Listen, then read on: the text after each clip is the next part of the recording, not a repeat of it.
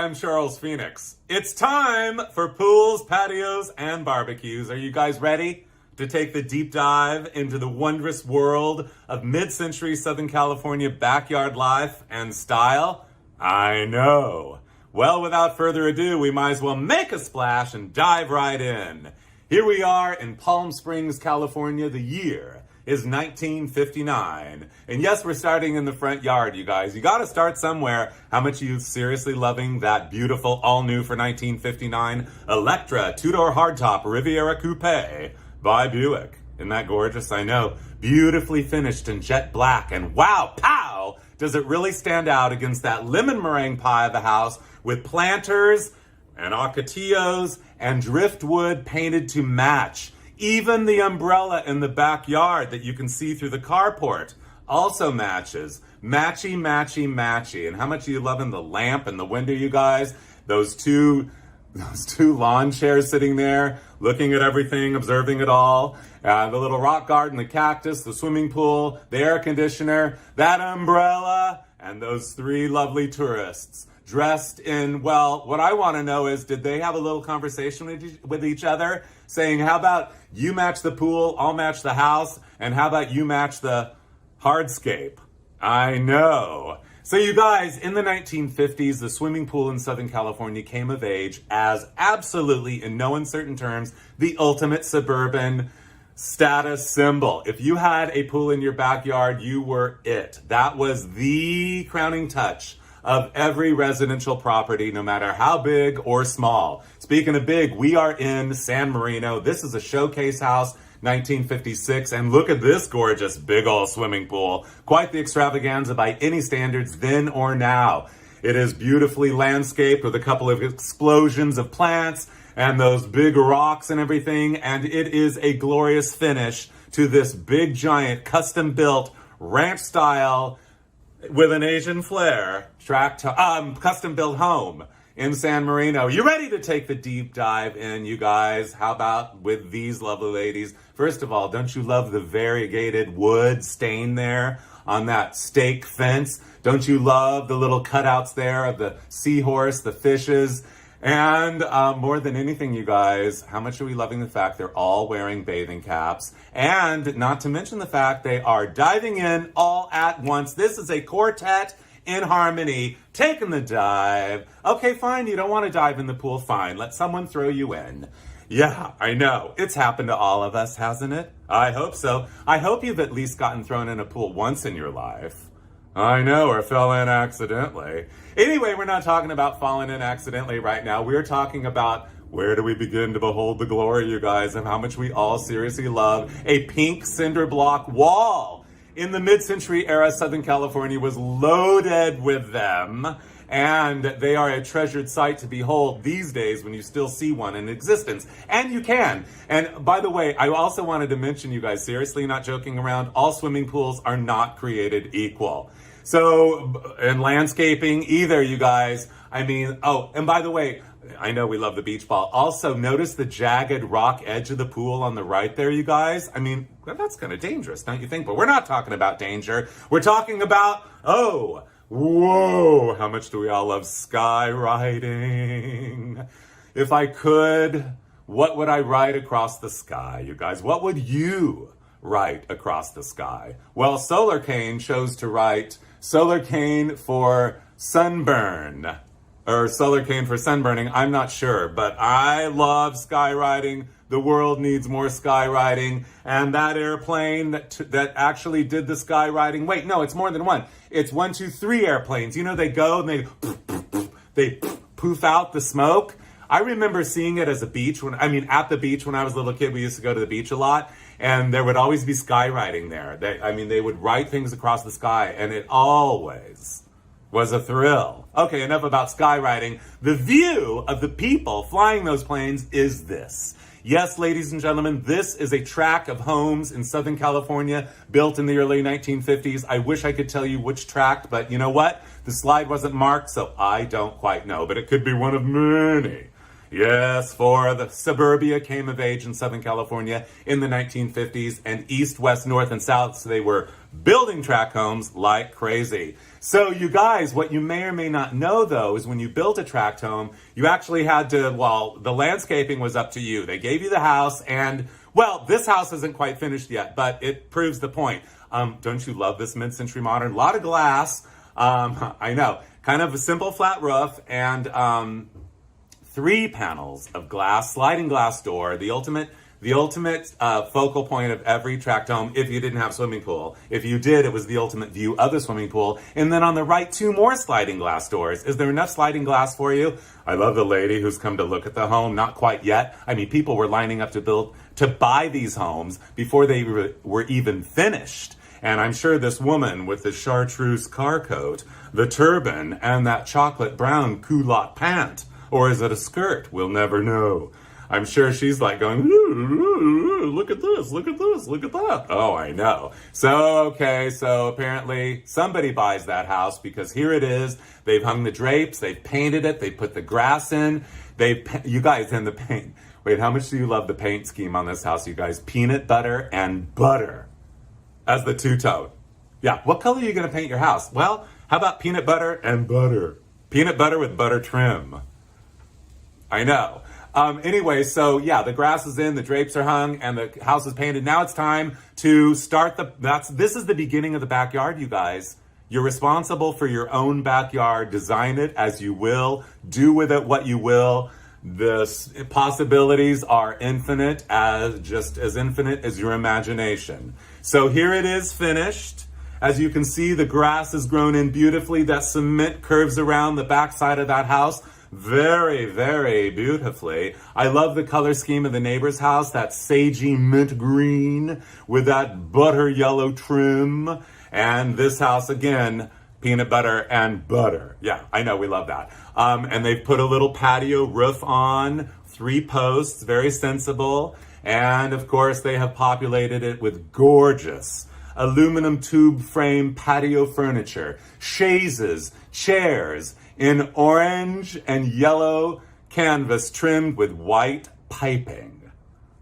How much do we love orange and yellow canvas trimmed with white piping and buttons too, I'm sure. And what is the crowning touch of the patio at this point? It is the pride and joy of the man of the home. Yes, a big, beautiful barbecue grill. This one very deluxe. It's got 2 wheels. You can ride it around if you want. It's got a grill. It's got a spit rotisserie. It's got shelves on either side and a little cabinet door in case you want to store your little steaks in there or whatever else you may be preparing for your guests. Anyway, you got to be, though, fully costumed for the act, you guys. Here it is. What does it say up there? What is his? Hot stuff. His chef's hat says hot stuff. Okay, so the best dressed chefs of the 1950s wore these custom print. Well, no, they were, you'd buy them at the store, but they were these chef's hats and aprons, novelty patterns, and they were so adorable. Like this guy, Genius at Work. I love the style of the artwork on these collectible aprons. You can find them now, sometimes still new in the bag or whatever. And I don't know what he is roasting there, but it looks like it's done, don't you think? Dinner is served. Oh no, not at this house. Dinner isn't quite ready yet, but our barbecuer has one of those aprons on that says hot dog. Yes, hot dog. I love hot dogs. Don't you love hot dogs? More on hot dogs later, you guys. But now we have to talk about a shuffleboard court. I love the Suncatcher roofline, you guys. I don't know if they're going to leave it this way or if it's not finished, but when you see beams crossed like that in any mid-century modern home, no matter how big or small, that is called a Suncatcher. And well, first of all, the other thing I wanted to mention here, don't you love the swing of the fabric of that circle skirt? Look at how it's just catching the movement. And her Minnie Mouse pumps, you guys. She's playing shuffleboard. Oh, well, wait, now this must be another day, but it's definitely the same house. I just love the dynamic of the, I just love the depth of this photo. And that Suncatcher roofline, the shuffleboard court. So your patio becomes whatever you want it to be, you guys. It becomes your outdoor kitchen. It becomes your sporting arena. It is the social center and recreation headquarters of the home. Yes, you can play all the games. Go get a ping pong table, fine. I happen to be, well, actually, I was going to say I happen to be pretty good at ping pong. Ping pong, not pring pong. Ping pong. I haven't played in years. But, you know, I want to play ping pong. But never mind, we're not talking about playing ping pong right now. We're talking about how much are you seriously loving. Speaking of circle skirts and fabric, you guys look at the glory. Behold the glory of that amazing skirt, probably from Mexico, that woman is wearing there. That multicolored print is hypnotizing, spellbinding, and mesmerizing. And little Junior in her little dress. It's a very dressy little dress, you guys. Little lesbian in the making there, driving around in her U.S. Army Jeep model. It's a little pedal car. Isn't that amazing? Where's one of those now? I've never seen one of those. Speaking of one of those, how about one of these? A croquet set. Yes, it is indeed, you guys. Remember croquet? Have you ever played croquet? Get out the croquet game. Call up your friends and, well, why not? Have fun. So also, again, you guys, I love everything about the detail of these old slides. In this case, again, that gorgeous, like kind of muted, sagey, minty green with that pale yellow butter-colored trim. I love the way that the patio on the bias, by the way, is stained. That beautiful kind of rich, kind of, you know, murky orange color that's very flattering to all human beings. And how much you loving those chairs back there. And then those two chairs they're sitting on. And one lady crosses her legs very ladylike, the other one not so ladylike, but we're not talking about ladylike or not ladylike here. We're talking about circle skirts on that same patio. I don't know, in this same slide collection. I don't think this is one of them. But anyway, I don't know who she is, but I know what she is. Gorgeous. Isn't that a stunning look, you guys? Is this Easter or what? I don't have any idea. But because this slide wasn't marked, but how much are you loving that? Well, first of all, the pose. That simple white pump. That gorgeous multicolored skirt is an extravaganza of yarn-dyed plaid. I know. Pastel colors like we've never enjoyed them before. Feast your color-loving senses on that skirt. Not to mention that warm, rich, cantaloupe-colored little blouson. Button front, short sleeve, portrait Peter Pan collar. And I don't know what's going on upstairs on top of her head, but you know what? I think I kind of like it. It's fun, festive, and goofy good times, isn't it? And by the way, did you notice? Gloves to match. Oh, yes. Yes, it is indeed. Oh, you want a circle skirt? Fine. You do want a circle skirt? Fine. How about this circle skirt? Okay. I better calm down right now. I think I have to take a drink, you guys. How's everybody doing so far? How much are we loving backyards? Okay, we're doing this. Cheerleader alert, vintage mid-1950s. This is Long Beach, California. I happen to know this. This is one of the legendary members of the Long Beach Bixby family. And she is it Wrigley? Is a W. Wrigley is a Long Beach. I don't know. I should know. But anyway, I love the tomato red blouse. I love that butter. Again, everything's butter colored. I know. Look at the tomato bobby socks, and she's even got her. Oh my God! Why can't I think of the name of those shoes? Saddle shoes.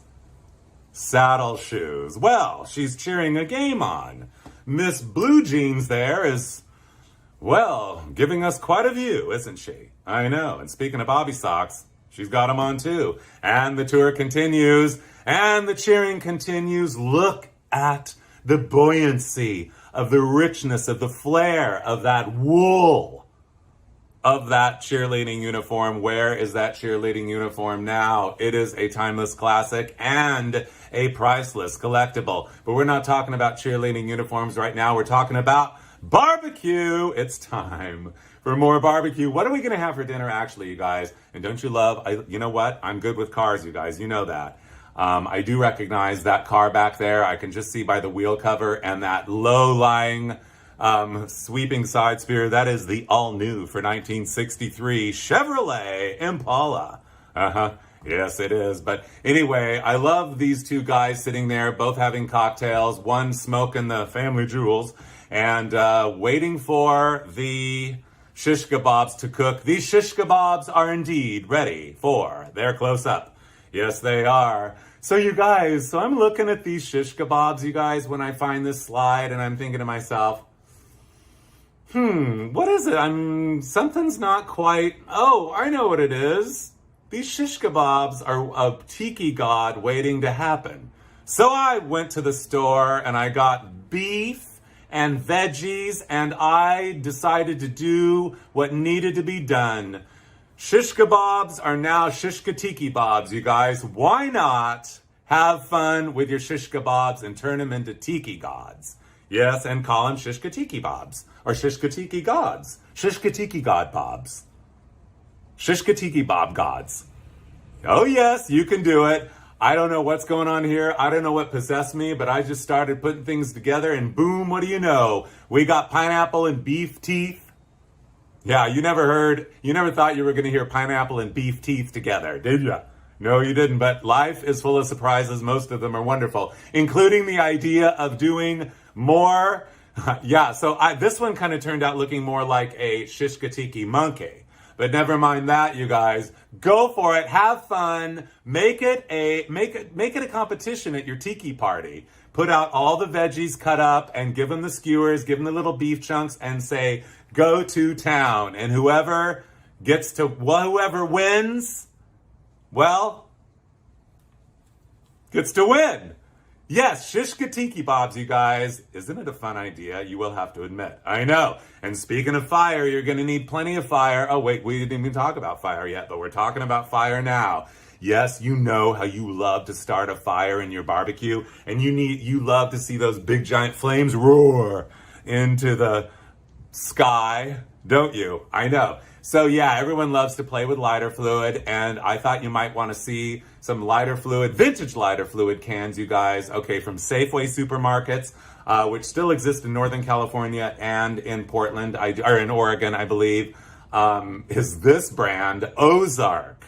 The real main reason why I wanted you to see this, you guys, is because I am madly in love with not the little illustration of the chef and his homemade Lucy barbecue. No, I am loving that log font.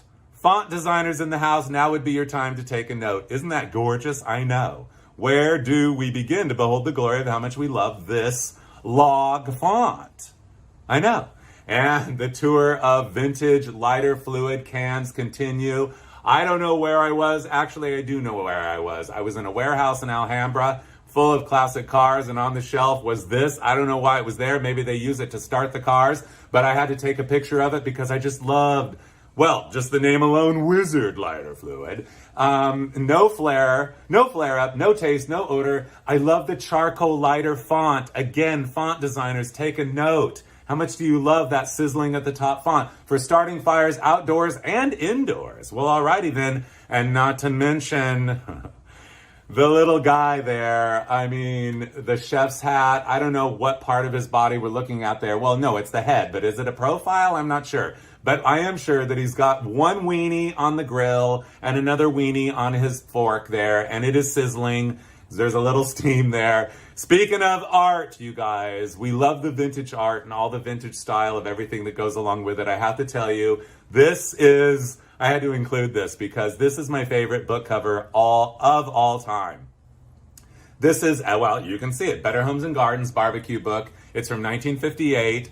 And the real plate full of food, the fake guy. The real food in both hands. One hand, the steak, and the other, the shish kebab, and the little cartoon family down there, and he, the cartoon himself. I found this in a thrift shop when I was 18 years old in Pomona, and I have coveted it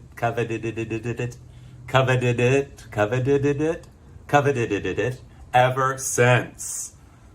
Yeah, I know. I mean, it's just one of those things. It speaks to me. It inspires me. It makes me realize everything's going to be okay. Speaking of everything's going to be okay, you guys, everything is going to be okay. Take a breath and believe it. And I know if that didn't give you the message of everything's going to be okay, this will right here. It's cookout time. Diamond Crystal Salt people, can I just say thank you for this ad dated 1960?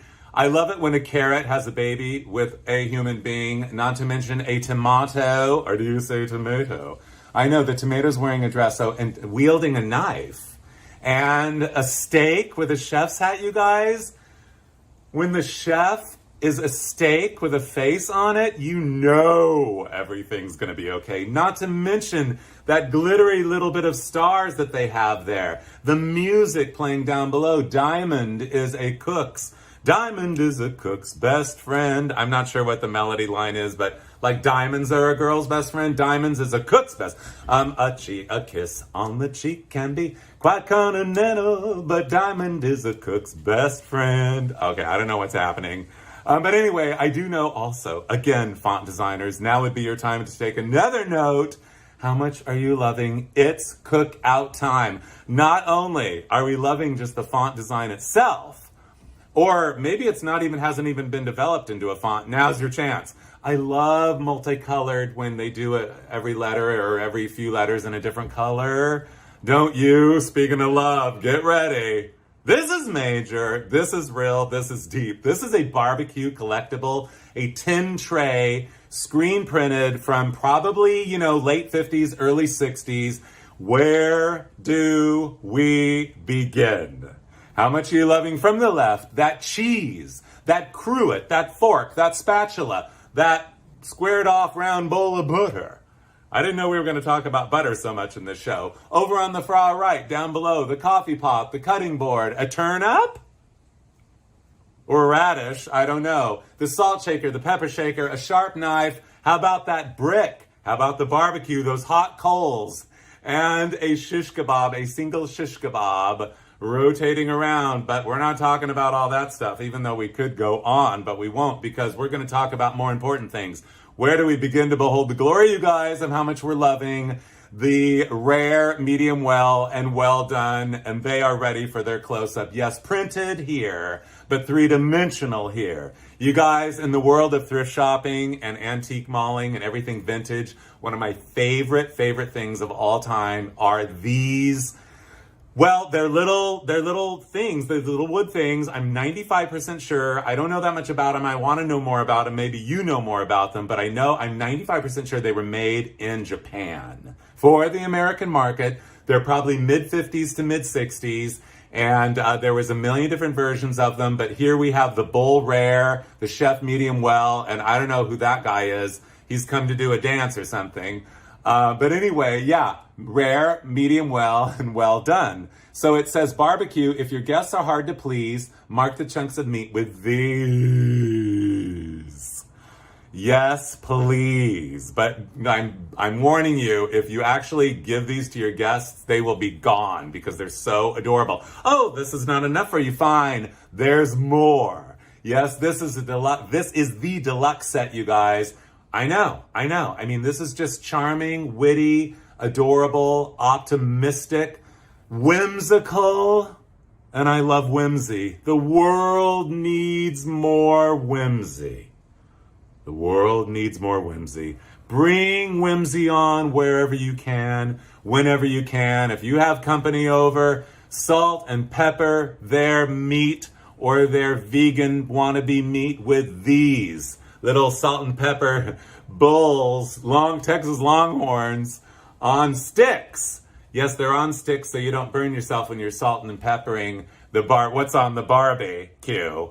Yeah, I know. Aren't they adorable, you guys? Again, the mid-century collectibles that go along with barbecues. I'll never forget the time, like 8 years ago or 9, it doesn't matter. But anyway, I was in Palm Springs and my friend Mitch says, you know what? I have an idea. There needs to be a barbecue museum.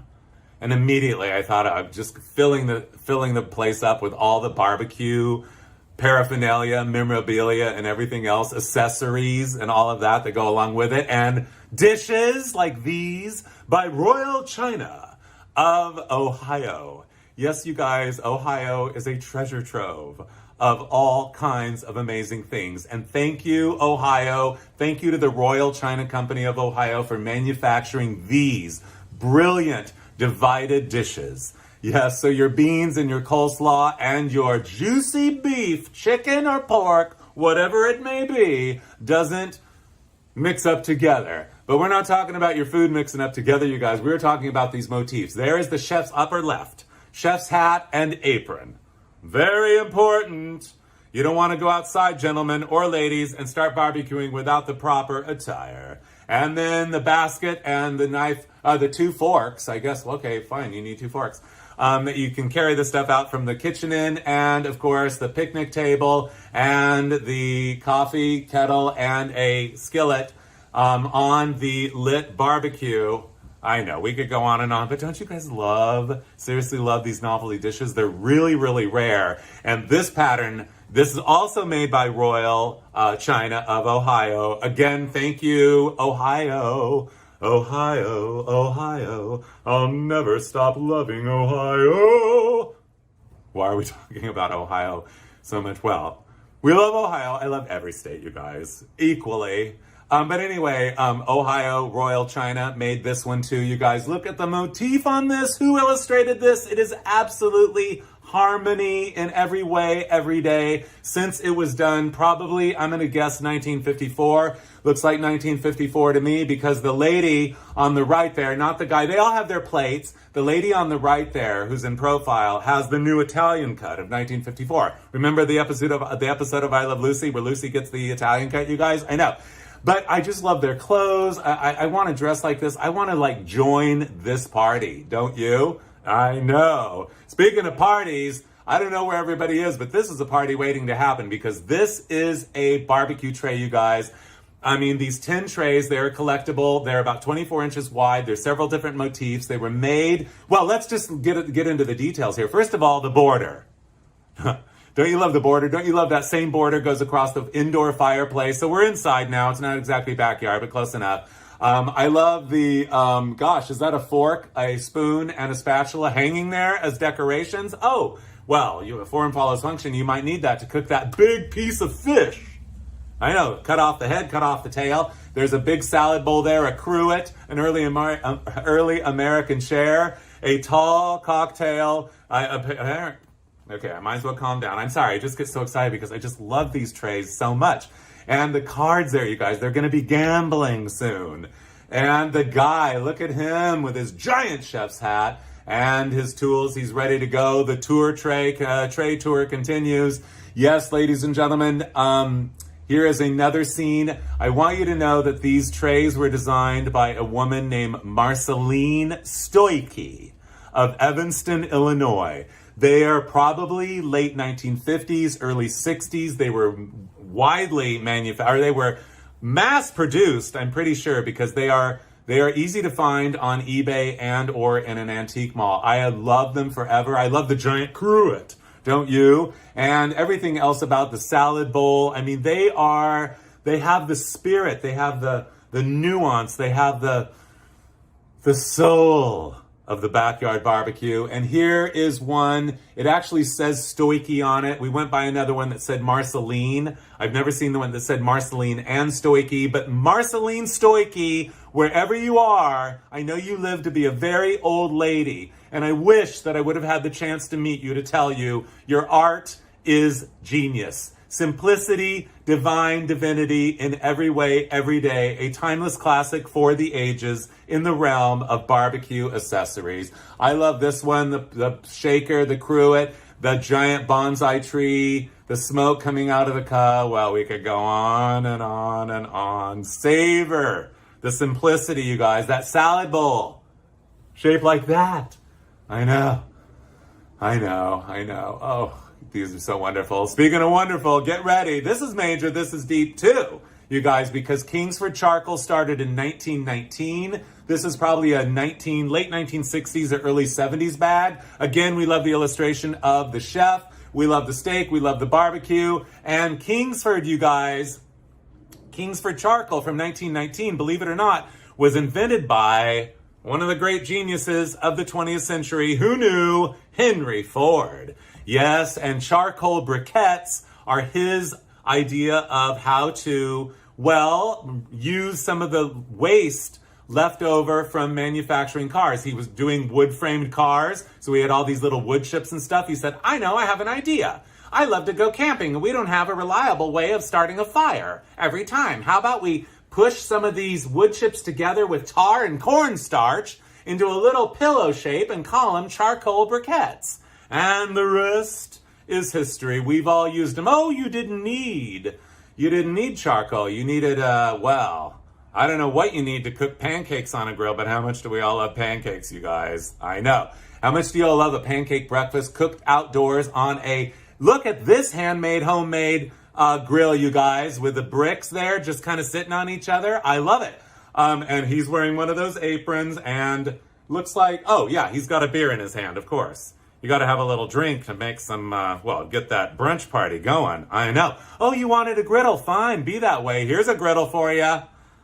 Not just any griddle, you guys. Behold the glory of General Electric's finest hour, where just about everything they did came together as one in this divine miracle of a mid-century backyard focal point, masterpiece.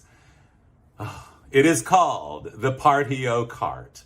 It is part griddle, part cooktop, part oven, part spit rotisserie, part grill, part bar, part umbrella. Isn't it gorgeous, you guys? This is the brochure. It is indeed called, Patio cart. They are super, super rare. I have seen two in my life. And believe me, when I saw the first one, I thought I was dreaming. I thought I had died and gone to heaven. Yes, I mean, my imagination was inspired and my spirit soared. Where do we begin?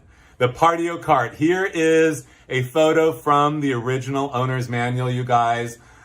I mean, can you imagine how lucky you would be to have one of these and to roll it out by your pool, plug it in and try not to get electrocuted. And yes, there's a little Bobby Sox party going on there on the left. And on the right behind them, I'm not sure exactly what's going on there, what kind of a divider that wall is, but I'm loving the yellow flowers in the window box, aren't you? But we're not talking about the window box, no. We're not talking about the Patio card anymore. Bobby socks, black penny loafers, or the party. No, we're talking about that divider wall there. I'm not sure, but maybe it could be fluorescent light tubes. So I have no idea what's going on here, you guys. I ran across these slides in a collection, and occasionally there are mysteries in life, and this is one of them. But before we go on this mystery, savor this while I take a little sip. Maybe you should take a little sip too. Okay, here we go. 1, 2, 3. Cheers to backyard pools and barbecues or whatever. Pools, patios, and barbecues, and backyards.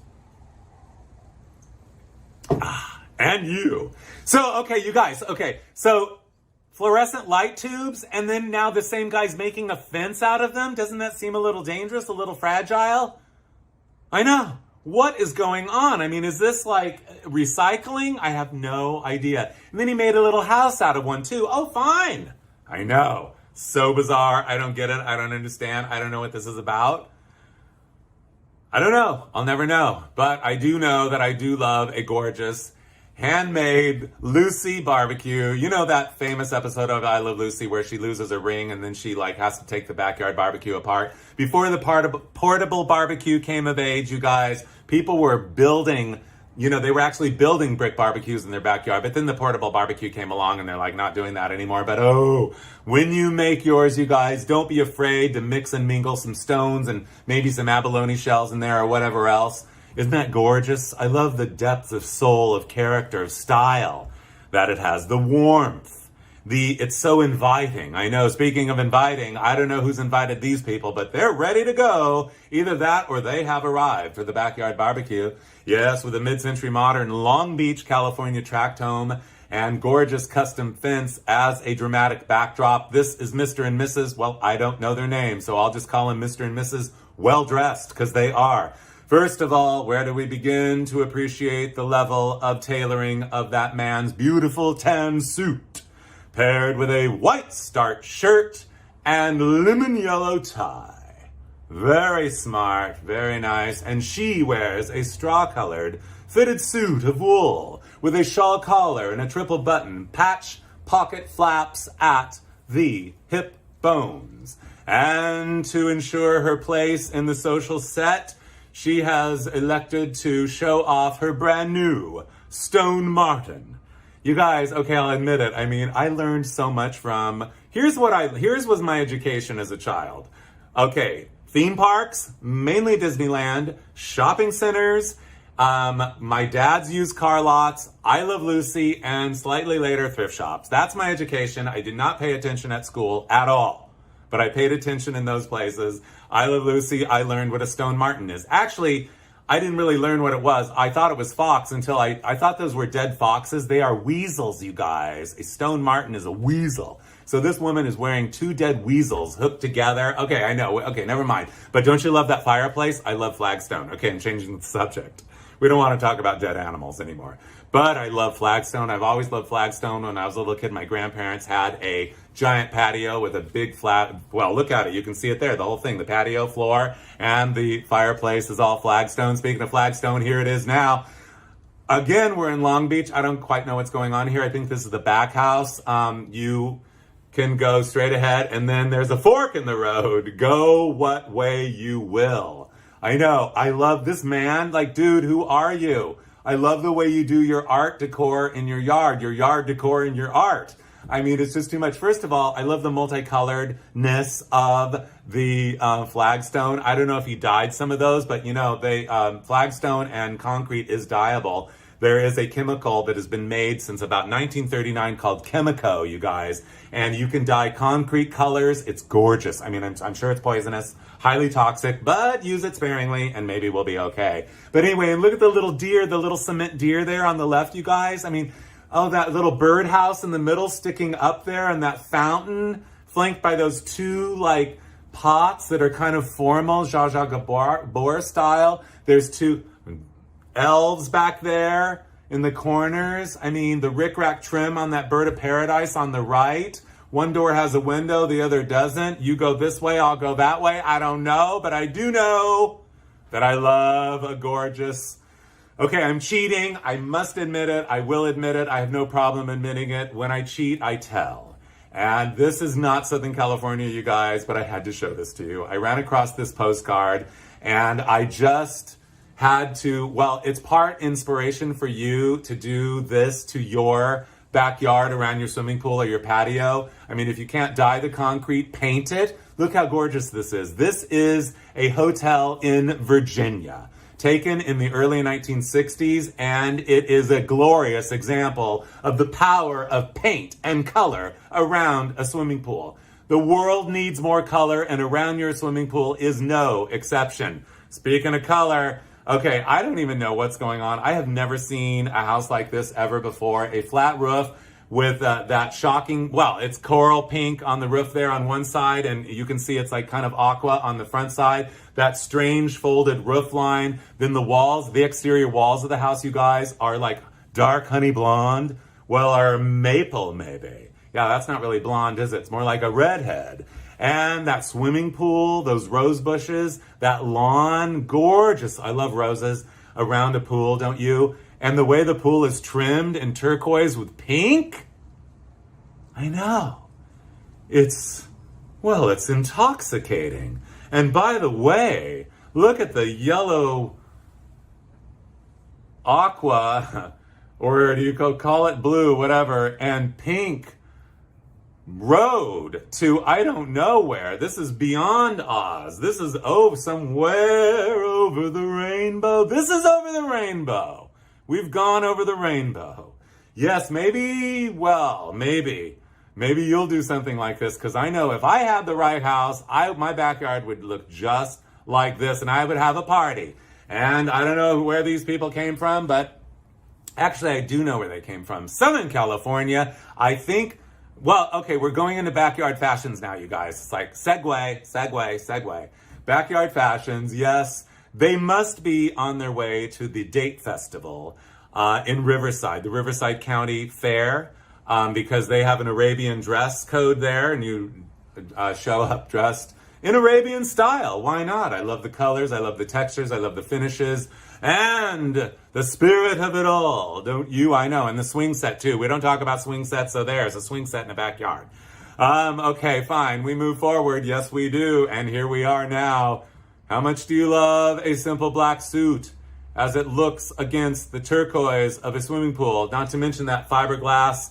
Why am I blanking on the name of that right now? Okay, I love it when I blank. Great, early onset.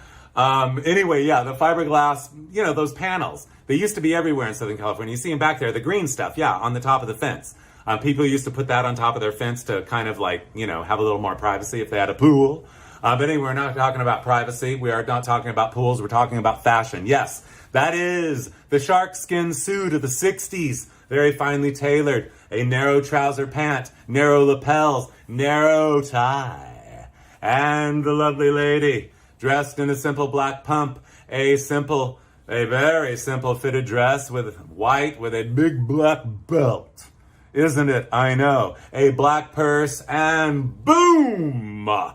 A big, giant Lady Gaga style bow tie across the bosom.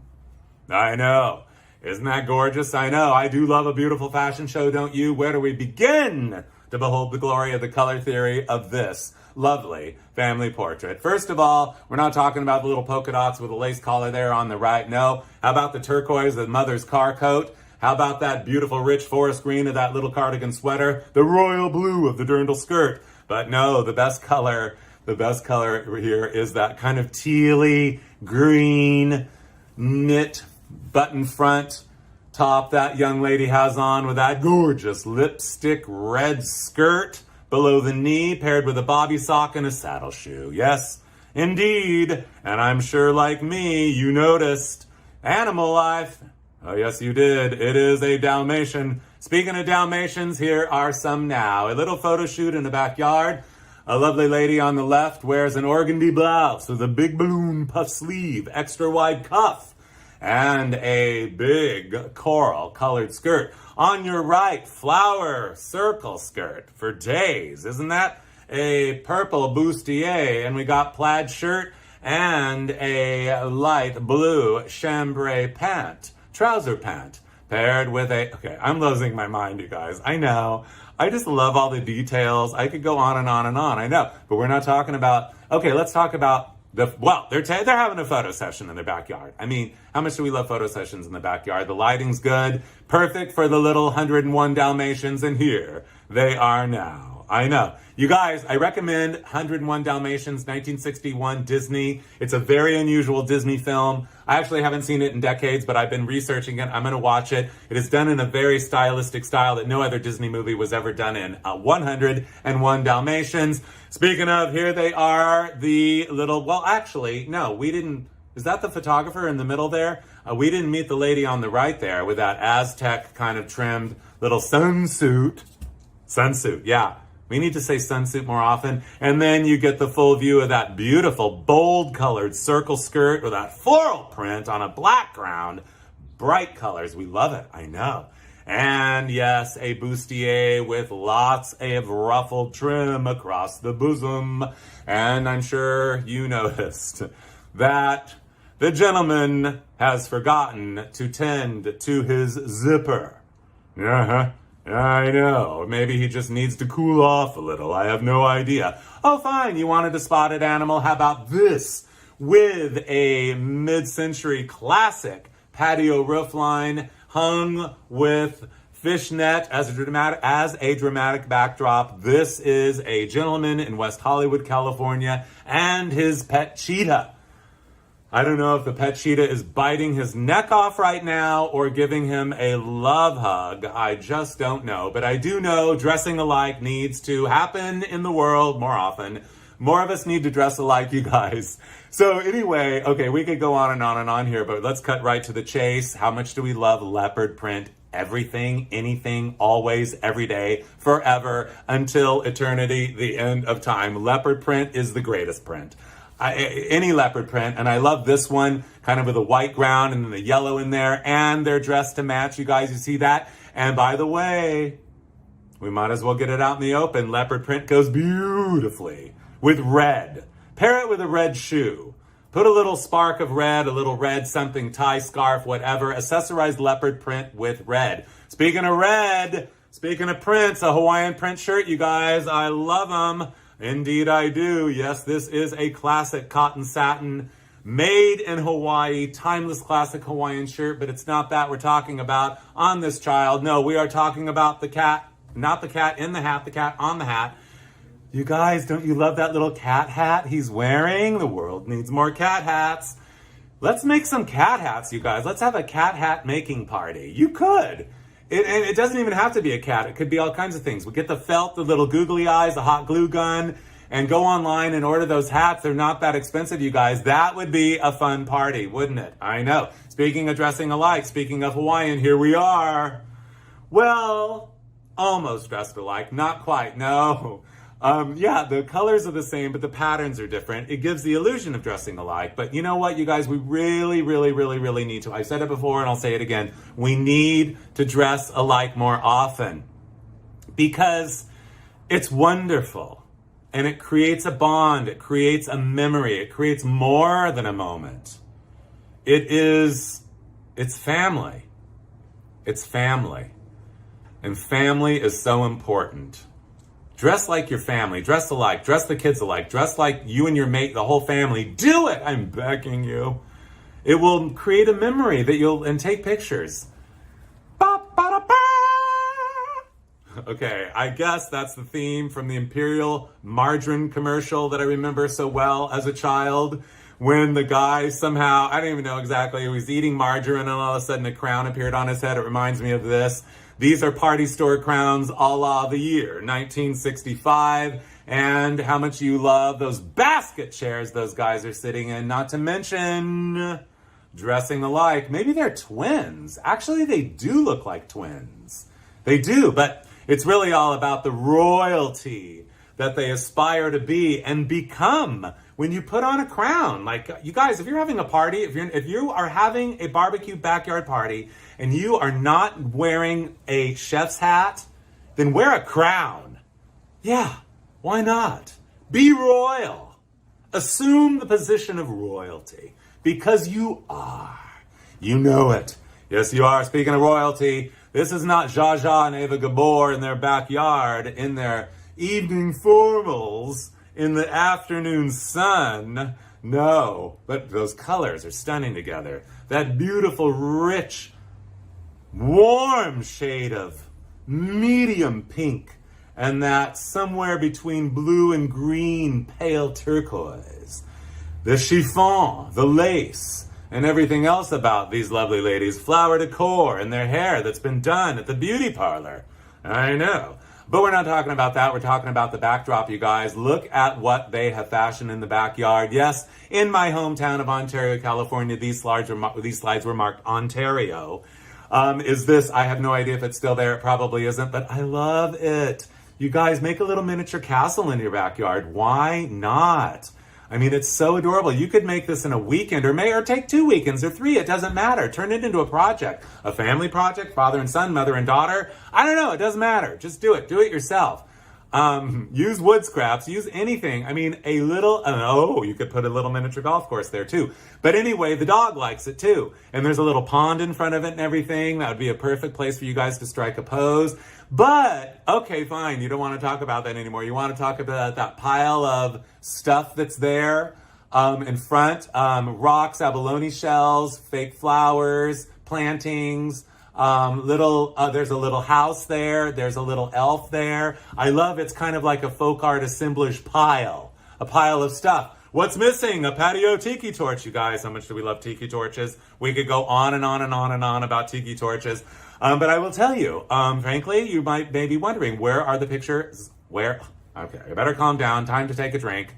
Cheers to drinking. Nothing like it. Whew. How's everybody doing so far? Tiki torches. Yes, no, you guys, I didn't find any pictures in all my 30 years of collecting other people's old slides. I did not find any pictures of tiki torches because it's hard night photography and old cameras. It didn't quite blend. But anyway, I thought I would show you this tiki torch fuel can. I love the artwork, that night scene, the moon glow, lighting up the grass of the green of the grass. I know, and those people there, very poised and proper and dignified, and that lady there with her collar all turned up. I know, the little boy. And, of course, they're all drinking. lemonade. But we're not drinking lemonade right now. We are not done yet with tiki torches. Here is the tiki torch display at the grocery store or somewhere. Actually, this was the manufacturer's. Excuse me. Oh dear, that water. Thank you and good evening. Anyway, okay. Little settling of the bodily. Thank you. Well, it happens to all of us. Anyway, okay, you guys, we're talking about tiki torches. Tiki torches, tiki torch. Yeah, those. This is the manufacturer's display. This is to show retailers how to display the tiki torch fuel. Tiki torch, it says chases bugs. The big deal here is it's not about the beauty of the flame and the torch, the light, the glow. It's about chasing bugs away. I know, I mean, I don't really associate tiki torches with chasing bugs away. No, I don't, but you may need a couple tiki torches if you have one of these in your backyard. Yes, to chase the bugs away of your foot-long hot dog wind chimes. I know. You guys, how much do we love wind chimes? How much do we love foot-long hot dog wind chimes? How much do we love lanterns? How much do we love patios? How much do we love the border on that brick wall, that block wall? Not brick, block, sorry. And again, a little assemblage of rocks and things back there. It looks like there's a two-headed egret and a duck and a couple baby ducks. It's a little pond. You guys, if you can't have a pool in your backyard, have a little pond. And there's a tiki torch there, a couple of them. But anyway, here is a close-up. The plants have grown in a little bit. Yeah, put a little pond in your backyard, you guys. And yeah, there's the two egrets. It's not a two-headed egret, actually. It's two egrets. The little ducks there, the little cement ducks. Don't you love the cement yard ornament animals, cement animal yard ornaments, you guys? They're rare now. You can't find them anymore. I mean, they've kind of like, well, they've been outside for 50 years, 60 years. Well, maybe if you're lucky, you'll find one. But anyway, the rooster. What's that doing there? I know what they need. They need a couple of flamingos. Where do we begin to behold the glory of how much we love flamingos, flamingos. Just the word flamingo, flame, go, flamingo, flamingo, flamenco, flamingo. Flamingos, pink flamingos, you guys. One of nature's most wondrous creations, I'm sure you'll agree. They are not meant to be ridden, however. This little girl has no idea. These are cement flamingos, I believe. They are highly collectible, very difficult to find, but luckily for us, this flamingo is not difficult to find. This is the classic flamingo created in 1957. Look at the rich glow of that glorious plastic, you guys. Made in the USA, not in Florida, in Massachusetts since the year of 1957. Oh, I know. I mean, talk about a mid-century masterpiece. There's not one, there's two. You get them in pairs. They're still manufactured to this very day. I just ordered these. I will admit, I didn't have a chance to put them out in the yard yet for a photo because they just arrived. So I stuck them against the wall of my bedroom and took this picture because I wanted you to see the harmony between the two, this pair, perfectly matched, a match made in heaven. Oh, they're so beautiful. They're perfect. They're perfect. And now you know what color my bedroom walls are. I know. Don't you love aqua minty green? I know. Anyway, you can get them. They come in the box. 2 original Featherstone pink flamingos, you guys, made in the USA. This is an American classic of the absolute highest order, world class in every way, every day. And while we're at it, we might as well thank the designer right here, right now. There he is. This is Mr. Don Featherstone with his lovely wife. And by the way, yep, speaking of dressing alike, they dressed alike every day for over 35 years. Mr. Don Featherstone is no longer with us. I wish that I would have had the opportunity to say, sir, I want you to know how much we all appreciate the exquisite level of fine design and delightful detail that you bestowed upon that sculpt that you did of the pink flamingos that got rendered a zillion, babillion, zazillion times over the past 64 years in plastic. And I will have you know that I look closely at mine and they have his signature. So unless you get a signature on the bottom of your pink pink flamingo. It is not a Dawn Featherstone original, ladies and gentlemen. They put it right on, I don't know why they put it on the underside. They should write it on the side of the neck or something, or on the side of the body or whatever, right on top of the wing. But it's right there by what, I don't know. I mean, that it's like a little flamingo butt. But anyway, we're not talking about flamingo butts anymore. No, we're talking about flamingos there. Here is one right here on the wall. You guys, okay, so I found these slides. This is, okay, more slides. Well, this is a slideshow. So I love this scene. I wish I could live in this world. It's an indoor swimming pool. It's kind of an indoor patio. Well, you'll see in a second. It's not quite a swimming pool, but I love the fact you can see all the way in the house from the sliding glass door. This is a custom built home. I'm 99% sure it was in Pasadena, although it's not marked. It looks like there's a big bouquet of dried flowers. There's some picture on the wall. Look at the buttons in that upholstery, that orange upholstery fabric, gorgeous. The rattan furniture. We love to live for every piece of rattan furniture. Look at on the left there, the pretzel arms, you guys, of that gorgeous chair. The table, everything about that stone flooring, that free-form edge of the little pond. Here it is now. This is the other view. You just saw the, well, actually, yeah, okay, this is the same room. I think they've rearranged the furniture a little bit, but this is it. And I'm 99% sure that about 25 years ago, I used to drive around this particular neighborhood in Pasadena, and there was a house that had that wagon wheel window in it, and now I realize this has to be that house. It all makes sense. It all comes together.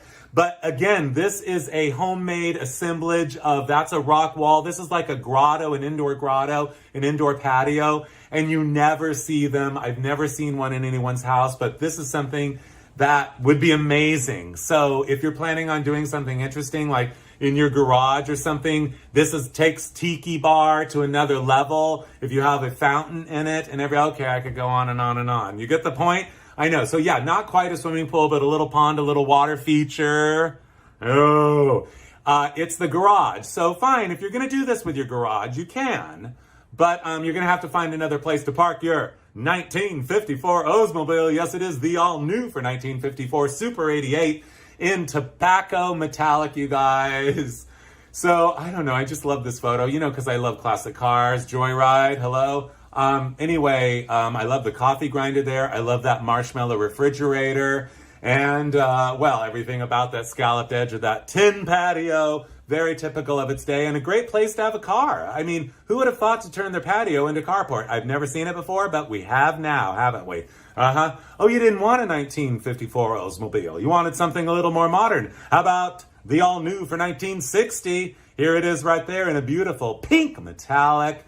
But we're not talking about that right now. We're talking about, okay, I'm 95% sure it is a 1968 Honda motorcycle, not built for two, but in a pinch it will do for two. And a poodle. I love the red of the motorcycle. I love the white wall tires. Okay, fine. You wanted to talk about more. You wanted an enclosed motor car to get around. Fine. Let's talk a little more about the 1960 Oldsmobile. Yes, here it is. You wanted the rear view. This is it. Yes, pinched very, very delicately, more so than in practically any other car to ever roll off an assembly line in Detroit. This is the 1960 Oldsmobile. I love 1960 Oldsmobiles because they are the very essence of outer space age, futuristic, optimistic, automotive design. I know. But anyway, those taillights, I know you guys. And this car kind of basically wins the prize for the thinnest bumper ever. And I love the way it goes down. It's kind of like a mustache, isn't it? And then that little trim panel down there and those two big backup lights. Isn't that gorgeous? I know. The way it says Oldsmobile all the way across the backside of the car. Make no mistake. Oh, you didn't want an Oldsmobile in your driveway. You wanted a Ford. Fine. There it is right there with a neighbor's house as a dramatic backdrop and that gorgeous shake roof. This, ladies and gentlemen, I know, in that cocoa-colored paint. Lovely, especially on stucco. But we're not talking about that right now. We're talking about, it is the all-new for 1957 Country Sedan Station Wagon by Ford. And the most exciting feature of this 1957 Ford Country Sedan, you guys, is that gold anodized insert in the sweeping side spear. that just happened to catch the light so perfectly as to emphasize the gorgeous glow of the gold anodizing. Behold the glory of the gold anodized aluminum inside the sweeping side spear. Okay, I better calm down. I get a little, but you guys, don't you love how beautiful that Inca gold finish is on that car paired with Snow White? Oh, yes, you do. Oh, fine, you didn't want a car in the driveway. You needed to make room for Aunt Myrtle coming to visit. Actually, I don't know if this is Aunt Myrtle, but it could be. It should be. Probably is. A TV tray, a chaise, and a gorgeous floral printed vinyl. And a German Shepherd, I'm sure, is her security dog. But you guys, how much do we love when a woman dressed like this shows up and plants herself on a piece of patio furniture in your driveway? Especially when she's wearing a velvet ribbon of a bow below her bosom. So yes, the black bow at the bosom trend continues. And she's wearing gloves that come to her mid forearm length gloves. I mean, I know, she's got the purse, and the crowning touch is that flying saucer hat. Love, pure love, I know. Okay, fine, needed a little more room in the driveway. How about this? Not the 1957 Ford station wagon in red and white. No, we're talking about this. This is the Jim Dandy, wait, what's it called? The Jim Dandy Surrey. Wait, what's it called? Oh no, okay. It's the Jim Dandy Jamboree, I think. Well, it's a Surrey, you guys. It's like a bicycle and a horse-drawn buggy had a baby. A la 1960. I love the yellow and red color combination. Look at the wheels are even painted red, you guys. The red and white stripe with the fringe on top. When I take you out tonight with me, honey, here's the way. Okay, I'm singing a song from Oklahoma. We will set behind the ends. Okay, there's a song that says fringe on top. Surrey with a fringe on top. It's kind of Surrey with a fringe on top. Sorry, my brain wanders. What can I say? I think I have ADD. Yes. Anyway, but we're not talking about conditions right now. We're talking about the fact that if I lived next door to these people, I would have to fight the urge to tell them, gee, your son looks like Liza Minnelli. I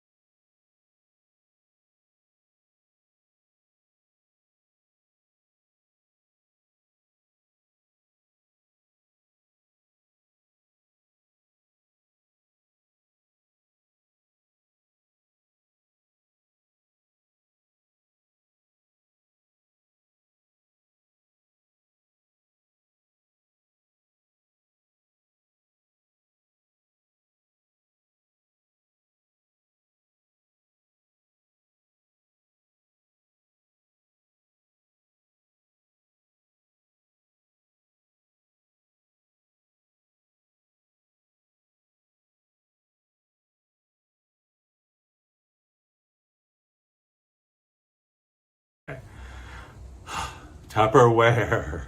You guys, Tupperware. Look up Brownie Wise. Google Brownie Wise Tupperware. Not right now, but anyway, it's a whole story of Tupperware and Brownie Wise, this woman. Oh, it's incredible.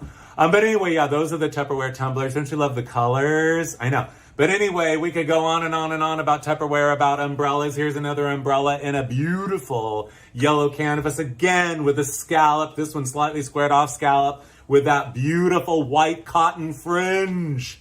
The world needs more white cotton fringe and scalloped edges. I love the quartet of people there. And yes, indeed, we love the patio chairs with the little ivy leaves across the back there. The California pottery, that raspberry colored tablecloth. Not to mention, everybody gets a party favor, a box of Cracker Jacks. Darn it, I went online to look at I think Cracker Jacks are from like 1925, you guys. I apologize for not knowing the year. I love knowing the years of everything. Don't you? Everything has a story. Everything, even Cracker Jacks. Okay, later I'm going to go back on and figure out what year Cracker Jacks. But I loved them as a child. My grandparents used to give me and my brother and my two cousins Cracker Jacks all the time. And I haven't had them in years, and I think I need to. But anyway, umbrella tour continues. Whoa! A swirl of a whirl of wondrous umbrella action here. Strike a pose. There's nothing to it. This woman with her little orange beanie, black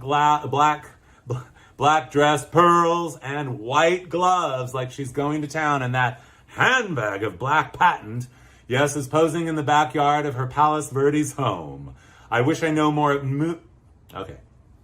I wish I knew more about her, but what I do know about her, you guys, if you've seen my holiday show, The Dress Like the Decor Sisters, she is one of them. This is her home that she and her husband custom built in Palos Verdes in 1953. And here we have the home under construction. We have a 49 Cadillac Fastback and a beautiful green. We also have a green Kaiser Virginian Travelall. Okay, enough about the cars.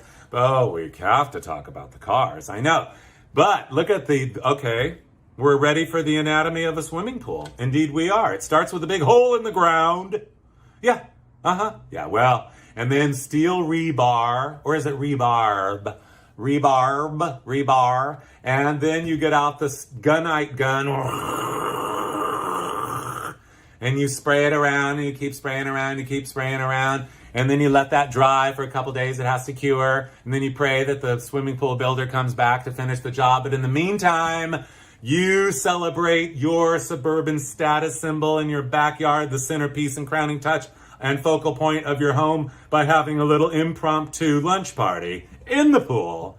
And then, yeah, it's almost ready for a big, thick coating of marshmallow cream. Oh yes, it's perfect. It'll keep the water in, seals up everything. Speaking of marshmallow cream, you guys, I just had to figure out a way to fit marshmallows in here because, you know what? I love jet puffed marshmallows by Kraft. I Googled them today. I do know what year jet puffed marshmallows were introduced to the market. I mean, it makes sense. I never thought. I mean, every time I go to the store, every single time I go to the store, I generally don't buy marshmallows because I don't want to slip into a diabetic coma and drop dead. No, I generally look at them though, and I marvel at the glory of them, especially when they have the multicolored little mini marshmallows. But we're not talking about that. We're talking about the fact they are jet puffed, you guys. So I always thought as a child they were made on an airplane. I really did. As it was traveling 35,000 feet high above everything at 500 miles an hour. But that is not the case. But they were introduced at the beginning of the jet age, the year of 1958. Yeah, there's a little backyard, s'mores, and of course you have to have s'mores for, you know, when you're having a backyard. But here is the backyard finished. Palos Verdes backyard. Oh, the tile roof is on the house because we're in a fire zone, Palos Verdes. And look at the way that beautiful open arms of a house in yellow wraps around that pool. And then the rest of the wraparound is the glorious garden of grass, irises, and other things that don't bloom that much, but you want to, in a little rock border. And in the pool, one person taking in the glorious glow of it all. And that rich, deep shade of turquoise, as only you can get on a sunny day in Southern California from a swimming pool, glittering and glowing, mesmerizing you, hypnotizing you, and spellbinding you, enough to figure out the fact that at Christmas you need to do this. You need to float well, I call it the My Favorite Martian Christmas tree. I'm a little worried because it's listing to the left there. It is styrofoam with tumbleweeds. I'm worried though that if it falls over, it's going to plug up the plumbing. Okay, speaking of swimming pools and swimming pool ornaments, you guys, we need to float more things in pools. You can't quite see it here, but in that pool, something is floating. But we're at an anniversary party. I'm pretty sure that this is the beginning of the party because little Junior has not gotten any grass stains yet on his little suit, on that little white suit, white on white on white on white suit. I know. I mean, dress up the kids adorably, you guys. They become superstars immediately. Here it is now. Yes, right behind that kid in the pool was floating this. From 19, it says 19, I think it says 29 to 59, celebrating 30 years of marriage. On a little surfboard, a little floral thing. I mean, you guys, if you're not going to swim in your pool, even if you are, float something in it. Make a display, make a bouquet, make an art installation, do something. Float something in your pool. Anyway, the little boy and his mother there, it must have been the white party, I guess. The white anniversary party. I have no idea because everyone seems to be dressed in white. But anyway, we're not talking about how they're dressed or whatever, or the color they're dressed in. No, we're not talking about grass stains either. We are talking about green though. How much do we all seriously love punch? A big punch bowl, you guys. The world we need to bring back punch bowls. Bring back everyone like their great grandma's punch bowl. It didn't get thrown out. It's in the back of the cupboard over at your aunt's house. Get it. Get it. Get that punch bowl. Make punch. Green punch. Any color punch. Punch, punch, punch. It's so beautiful. Punch. I know. So is the swag on the corner of that table, across that table, around the corner of that table. I know. And on that table, see that candlestick? Well, you want more than one? Fine, here they are. Grandma and Grandpa celebrating 30 years of marriage. Yes, it is. And what are they going to celebrate with? The paper cups with paper handles. I know. I love that the shape of the carafe, you guys, the coffee carafe there, that has a little flame underneath it. I know. Don't you love those? I mean, like, they were given as wedding gifts all through the 60s, and no one ever used them. Again, you can find them. It's fun for outside. And then big corsage on Grandma. But we're not talking about that. We're not talking about, well, we should be talking about what they're eating. I guess potato chips. They're serving potato chips. And you know what? Everybody loves potato chips. I know. But okay, we're really talking about where in the world have you ever seen a gold metallic cake? I know, I have never seen a gold metallic cake, you guys, before. But the world needs more gold metallic cakes. Fine, you want to talk about punch? Here's punch. Red dye, number 2, 3, 4, 5. Red dye, everything. All the red dye, all the red food coloring you can find. Or maybe just make it out of Hawaiian punch. And how much do we all love Hawaiian punch? Hawaiian punch was invented. Punch, yeah, for a punch bowl. Hawaiian punch, that makes sense. That's easy. Everyone loves it.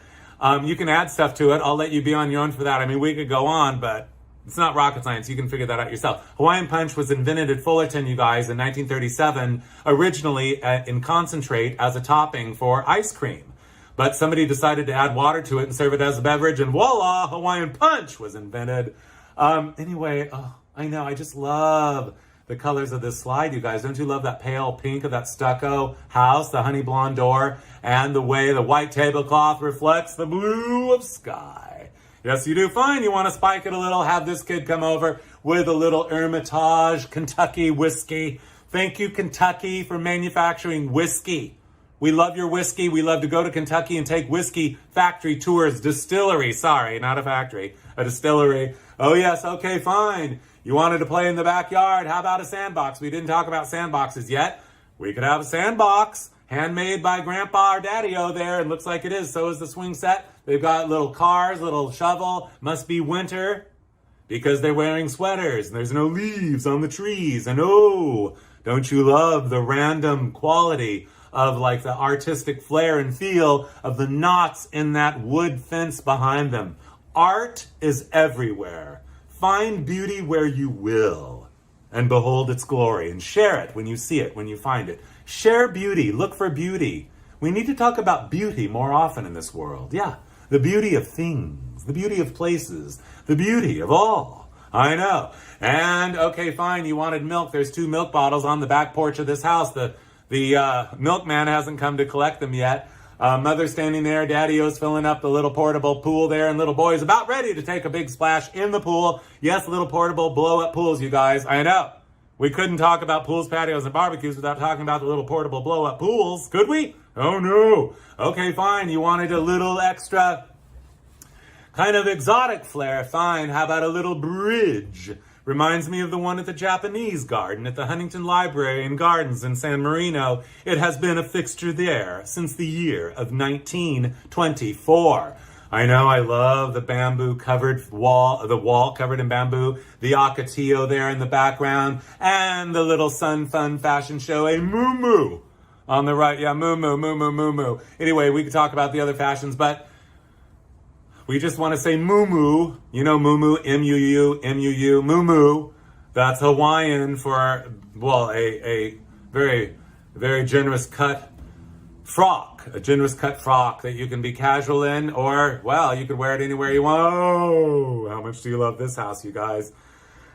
Wait, I better calm down a minute, because this is one of my favorite slides. This is what I call, well, it's Asian ranch. It really is, and it is a divine combination of Asian details and colors and a ranch house. It's a custom-built home built in Southern California. I'm going to guess, take an educated guess here and say 1954 or 1955. What we love about this house is that beautiful black bottom pool that wraps right up and hugs the house. And not to mention that glorious beam of glorious warm red there. The patio furniture, the garden, the complete picture of landscaping and the home itself. The beams, the dreams of the man of the home. That must be him right there. I don't know why he has his leg up like that on that rattan furniture. Perhaps he wants to spread his scent. But anyway, we're not talking about that. Look at the curve up of the beams there. Absolutely splendid. Look at the stacked curve up of beams on the little A-frame on top of the shake roof.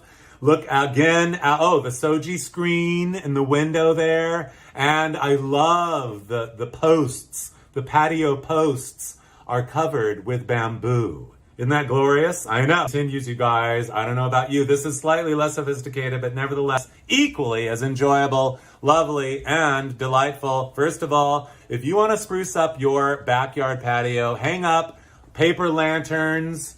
By day, by night, you can put little votives in there and light them. Yeah, it's a fire hazard, but you'll be fine.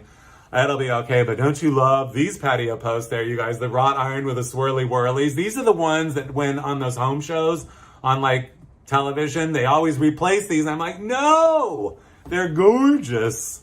I know. But anyway, the honey blonde, this is an indoor-outdoor room, part inside, part outside, really outside, but it wants to be inside.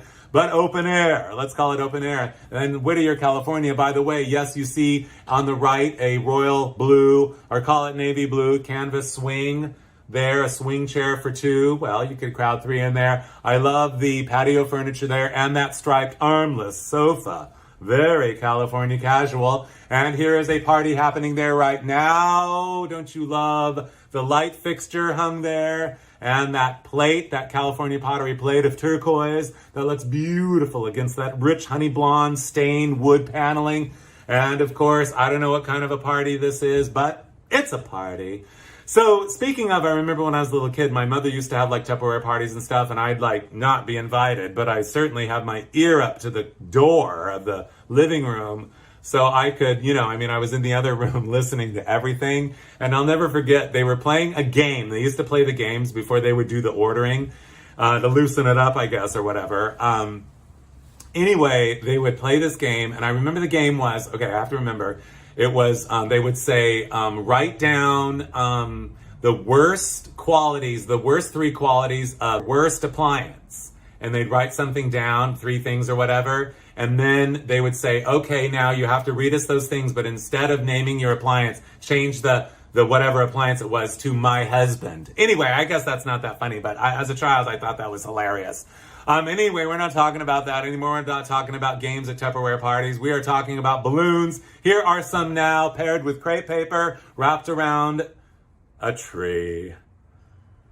Oh, once in a while, looking through other people's old slides, I screech to a halt and behold the glory of something wonderful that I never expected to see.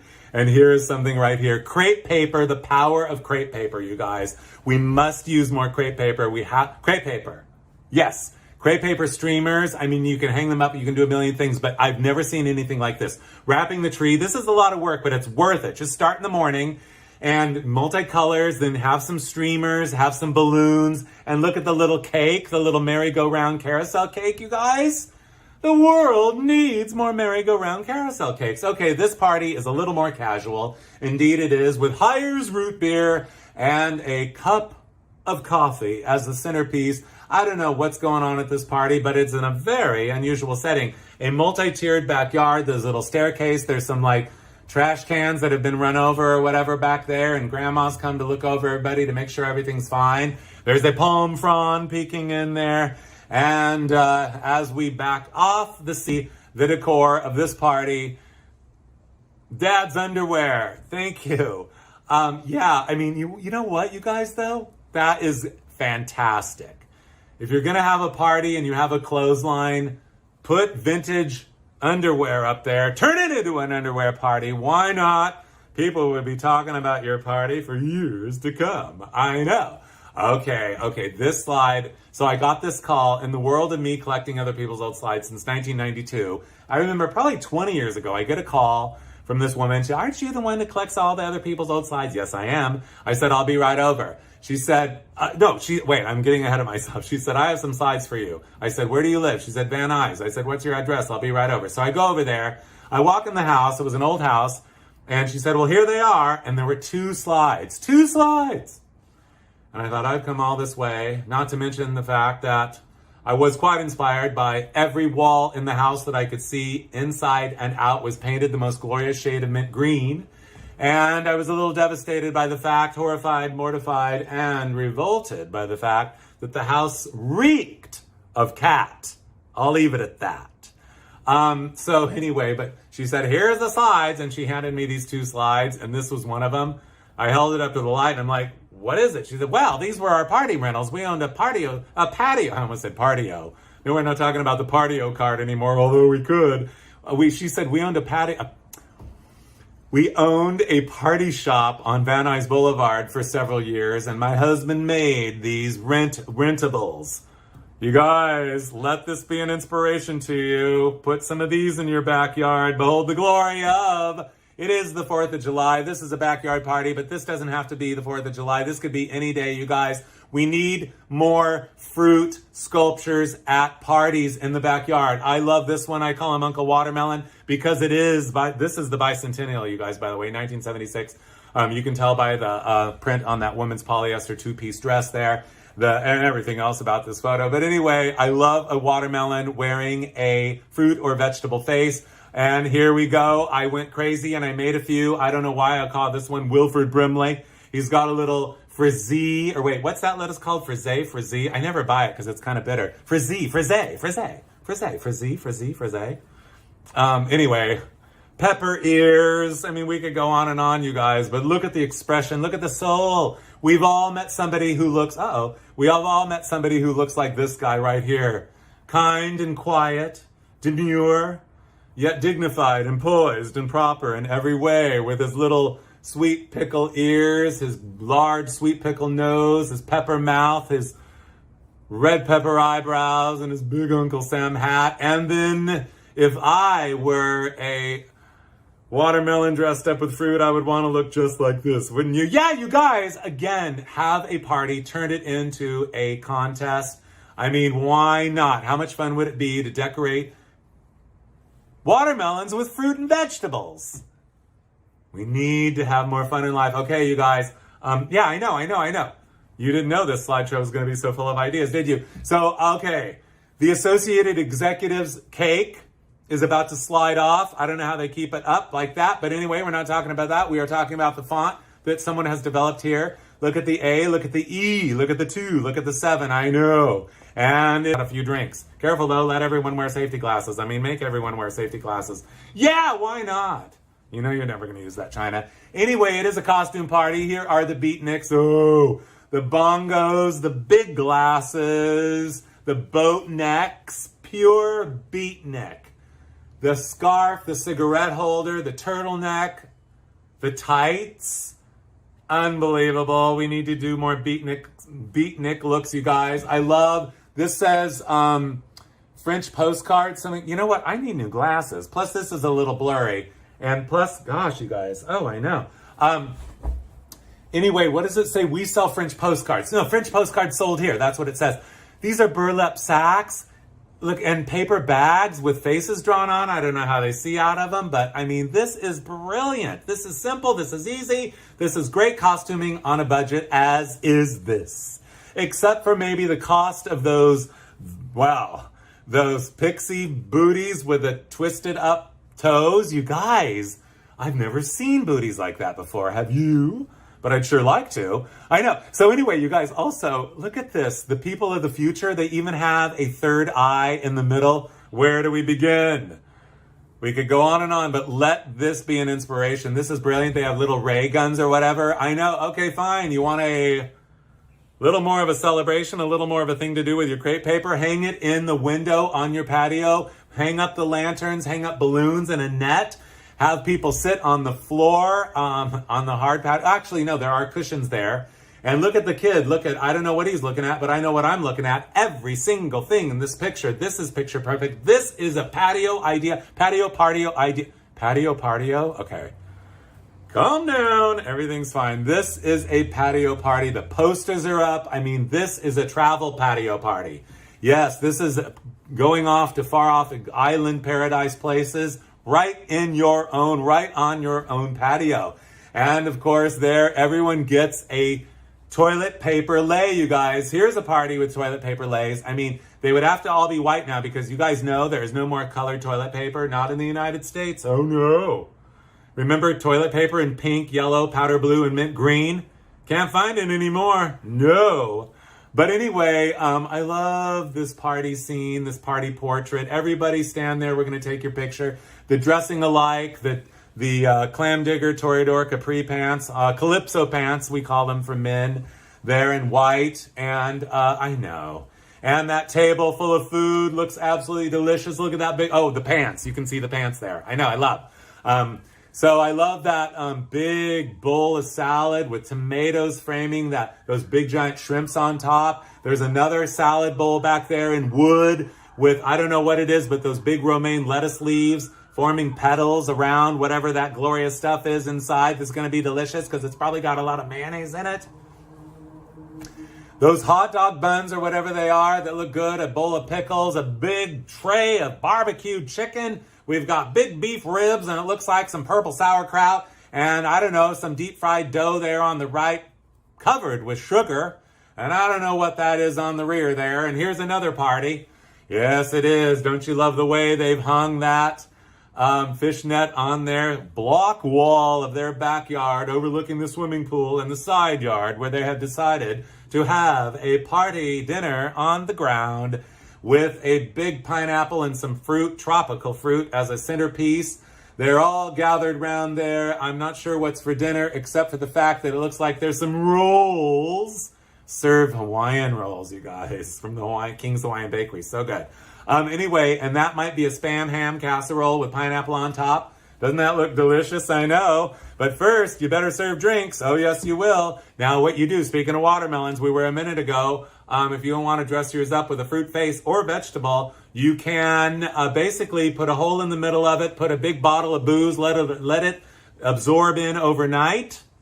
Then the next day, drill as many holes in as you have guests at your party, and put a straw in, walk out your back door with a pineapple, listen to me, whoa, with a watermelon in your hand, and say, drink is served.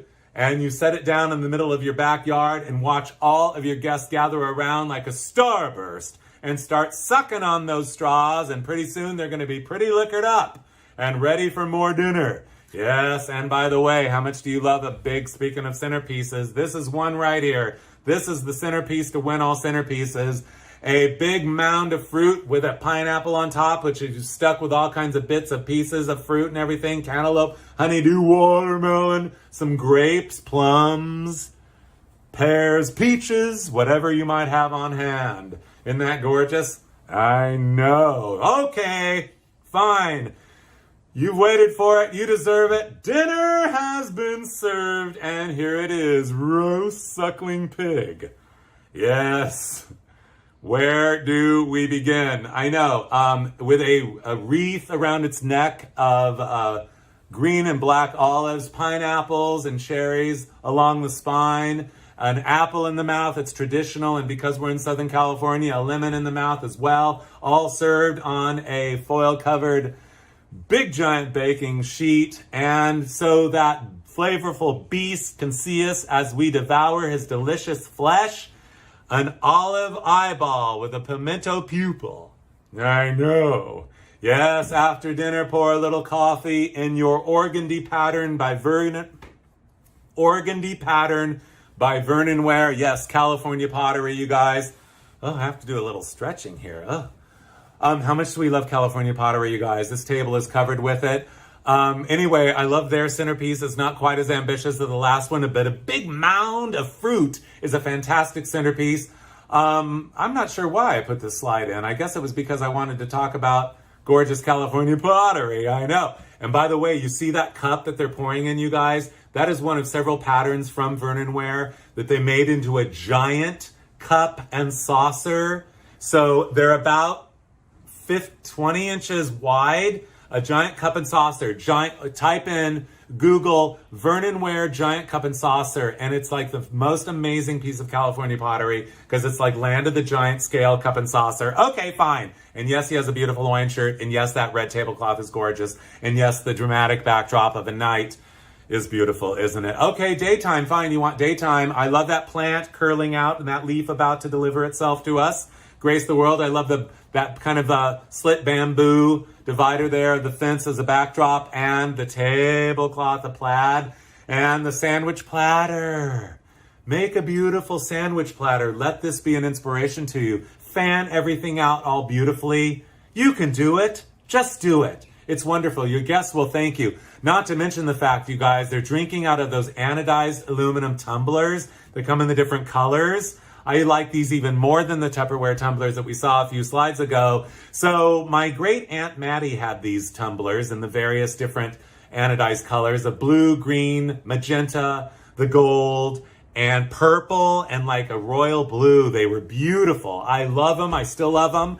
And anyway, what she told me is that back in the day, when they used to have the milkman deliver milk, they would order cottage cheese as well, and these would be cottage cheese containers, and that was like kind of an incentive to buy cottage cheese, is you got to keep the container, and the container was the different anodized aluminum drink tumblers. Aren't they beautiful? I know. Okay, fine. You wanted to play a card game. Whoa! This is the what are those called? Drones? Those things that go up in the air? Yeah, this is the drone shot of a card table, bathing caps, bathing suits, and beauties, sunglasses, suntans, and drinks, and an ashtray with 2 cigarettes. Oh yeah, they all have, three of them have cigarette packs. And they're all smoking up a storm, having a good time. Fine! You want to play games and party? You get a little hot with your friends? Well, invite them in the pool. Yeah, put your table right in the pool like you mean it. Put the chairs in there and sit in and enjoy. Hopefully you have a big, wide, shallow area. Otherwise, you're going to need scuba gear.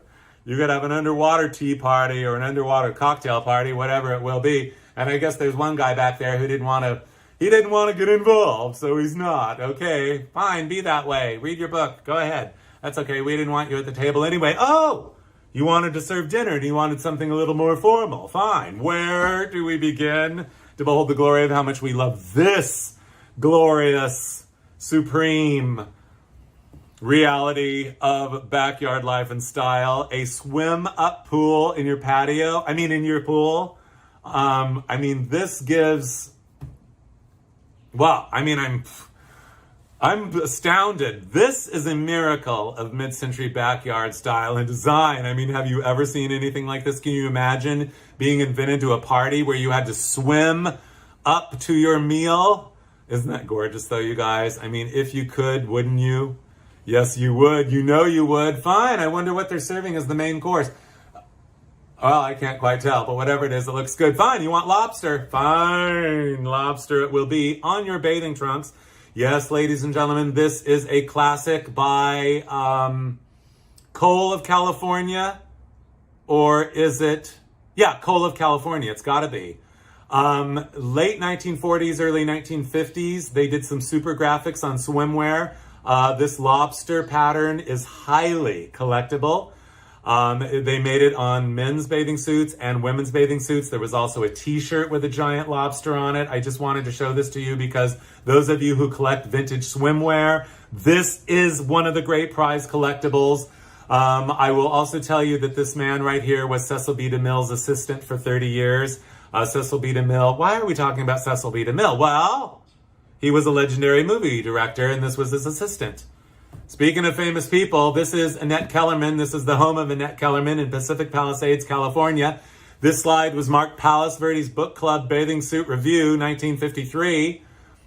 We are having a bathing suit fashion show. Annette Kellerman was the first person to ever wear what came to be known, she was the first person ever to wear a very skimpy bathing suit. And that would have been in the mid to late 1920s, and it was scandalous. She was a swimming star, and that is her, fully dressed in the red blouse and the royal blue pleated skirt. So we are having a bathing suit fashion show. We have a wrap cover up there in stripes, very lovely, out of chenille. We have the Glamazon blonde woman is wearing a chartreuse number, very sensible, very tasteful. And then we have the double-breasted number in a blue turquoise satin. And then we have an 11-year-old in the bathing suit of the future. I don't know. This is a bathing suit review, so I thought you wanted to see it. Speaking of bathing suit reviews, let's review this one. Where do we begin? I have no idea. I don't know, but I do know that this woman owned a bar called the Chatterbox. This is her. Yes, and her husband was an insurance salesman. They lived in a yellow house, and it had a semicircular staircase down to the pool, but we're not talking about that. We're talking about the fact that she often wore one of these poofy things over her bathing suit. And I just thought you might want to see it because it's kind of an amazing picture, isn't it? I know. And here she is now sitting in the center. Her hair is not done. She doesn't have the poofy thing on. That is her husband leaning on her chair there. And they're having a little pool party there. How much do you love their pool house, you guys? Isn't that gorgeous? You know what? This is Pool House on a budget. Get that bamboo fencing or whatever it is and just cover any structure with it and it instantly becomes amazing. I love it. I love it. I love it. And I know you do too. And they are enjoying the view of this, the back of their house. There it is, a white fine rock roof, 2 cocoa palms, that yellow paint, the ivy growing up at their house. A split level backyard. I love that built-in sofa with a pink, yellow, and another pink rear cushion, back cushion there. The semicircular staircase that our hostess was standing on a slide ago, and that big splashy swimming pool. Here's the crowd now. Yes, they are. Our hostess is, not wearing her poofy thing, but she's in the black one piece there. Beside her, a black one piece. Anyway, never mind. We've got, we could go on and on about the fashions here. I love the lady down front there with her capri Toreador clam digger pedal pusher pants in black over white, gorgeous. And the lady in her sarong dress on the left with her T-strap sandal. Very dressy, very lovely. And we're not talking about that, though. We are talking about that blow-up pool toy there. It says Pudgy on it, or is it, bulgy or Pudgy? Bulgy. So I thought, what is that? I Googled it, and I'll be darned anyway if I didn't find an ad manufactured in Wisconsin by the Doughboy Company. Again, Water Circus font, love. Doughboy made pool toys, you guys, in the 1950s. I had no idea. Don't you love the little boat the guy's on, the little G2, the little fake windshield, I know. I want to go around a pool in that. And here they are now. We've got, there's a wide variety there. And down below, we have one of those little blow-up pools with a kind of looks like monster lips and teeth. Rah! I love it. And there is Bulgy right in the middle. Here he is now. Yes. I love doing the research. I love putting the puzzle pieces of history together, no matter what the subject is in this case. Watch out, Bulgy has a juicy new squirter. Mighty Whale supports 200 pounds with squirter, $2.25 without two. The squirter will cost you 25 cents extra. Fine, you want plastic, but not in the form of a blow-up toy with a squirter. How about a plastic boat? You want to float on your pool? Fine, be that way. Row, row, row your boat gently round your pool. Merrily, merrily, merrily, merrily. Anyway, the SS Susan. I don't know if this little girl's named Susan, but I know she has a little doll named Patty Playpal right there, yes. With a beautiful, shapely swimming pool as a dramatic backdrop, ladies and gentlemen, this is Patty Playpal. Yes, on your left, a famous doll introduced, a legendary, iconic doll in the world of dolls introduced in the year of 1959. Patty Playpal had other friends in the family of Playpal dolls. They were eerily lifelike. There were other ones. There was also Peter Playpal, the little boy. And then bizarrely, as I was doing my research, I also saw that there was one that was modeled after a 12-year-old child, and they called it Daddy's Little Girl. Okay, we're not talking about creepy dolls anymore. I know, we're talking about Frisbees, legendary Frisbees invented by the Wamo Corporation of Alhambra, California in the year of 1957, originally called the Pluto Platter. I don't know when they changed the name to Frisbee, but if ever there was a perfect name for a toy, it was the Frisbee. I mean, oh, how have we all had countless hours of pleasure playing with, chasing a Frisbee around. I know, backward. Don't you love this poolscape? I know, we could be here all day.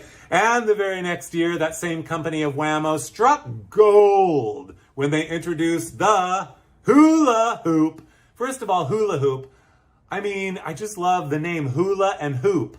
And how many hulas can you hoop, or how many hoops can you hula? How many hula hoops can you?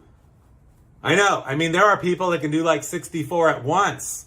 Where do we begin? I can barely do one. I know. Speaking of striking gold, well, rare is the day that a toy company strikes gold more than twice, but 3 times they did it. Wamo in 1961 introduced the legendary slip and slide. Yes, an iconic front yard, backyard, side yard game for the ages. I remember we totally had one of these when I was a little kid, and you'd hook up the hose to it and the water would run down, and you'd take a running leap and then you'd just like fly into it and pray there were no sharp objects to get in your way. And what a way to pass the summer days away here in Southern California. And then the very next year of 1962, more Wamo gold.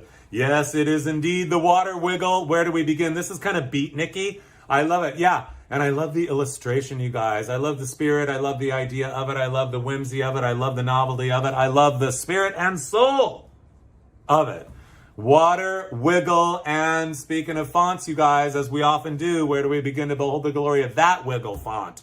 Someone needs to develop that as a font. I want to see more wiggle font in the world. Don't you? You need some music? Fine. How about a little banjo, a little, where's the washboard? They're missing the washboard there, but I can hear that twangy music happening now. I love a little backyard band, don't you? A little impromptu music happening. And fine. How about bongos? A bongo music is perfect. Call up the bongo playing society, the bongo players society, and have them come over. One or more, make a circle around your whole pool, have a bongo circle party in your backyard. And by the way, speaking of, this is the best piece of patio furniture ever invented. Yes, a big, it could be a trampoline too, but it's not. And also, you guys, look at the phone. Somebody paid extra for that long cord. I don't know what this lady's doing, but I just love the whole idea of the realm of the reality of her mood, of her demeanor there. And I guess that she said, you guys, get back there. Get back there. I want to hog up the full center frame of this photo. Anyway, I know. Apparently she's waiting for maybe this. The all-new for 1958 Impala convertible by Chevrolet. Yes, this is the original Impala, ladies and gentlemen. I don't know about you, but I love it when a classic joyride strikes a pose beside a swimming pool. And don't you love it when the car is painted to match the swimming pool? Indeed, it is. Yes. Okay, fine. You wanted a station wagon, 1959 Country Cruisers by Mercury. Yes, this is the 1959 Colony Park by Mercury, beautifully finished in Bolero red. Isn't that gorgeous? I love the fake wood trim. I actually had one of these once. It's been probably 1991 I bought it. Ironically, I bought it from a woman. I found it in a carport in my neighborhood. I used to drive by it, and so I said, I'm going to go into the apartment complex and find out who owns that 59 Colony Park station wagon. It was black, and had the wood trim and everything. And I knocked around a few doors. Finally, this old lady opened the door, and I said, are you the owner of the 1959 Colony Parks? Yes, I am. And anyway, turns out she was 99 years old. She sold me the car. I wonder where it is now. But careful, when you get cars by pools, there could be a mishap. Okay, fine. I'm cheating. This is not Southern California. This is some Midwestern motel. But anyway, I just had to show it to you because, we just don't get to feast our senses that often on when a 1962 Ford Country Squire station wagon accidentally takes a swim. That's okay though, because we have patrol. Yes, we have Aqua Patrol on duty at all times. Yes, if you're gonna have a party, you guys, if you wanna have some real fun, hire somebody to dress up in their vintage scuba clothing and strike a pose. Why not? There's nothing to it. Speaking of, if you want to go scuba diving, by the way, and you don't want to go in your pool, Catalina Island, you guys, is the ultimate place in Southern California to go scuba diving. Speaking of Catalina, a brand of swimming pools, Catalina, way back in the day in the mid-1960s, you see this right here, Catalina swimming pools. So the reason I'm showing you this, guys, I know it's black and white or whatever, and I only do color 99.999% of the time, except I had to show you this because it reminded me when I was a little kid growing up in Ontario, California, right next door to Vince's Spaghetti.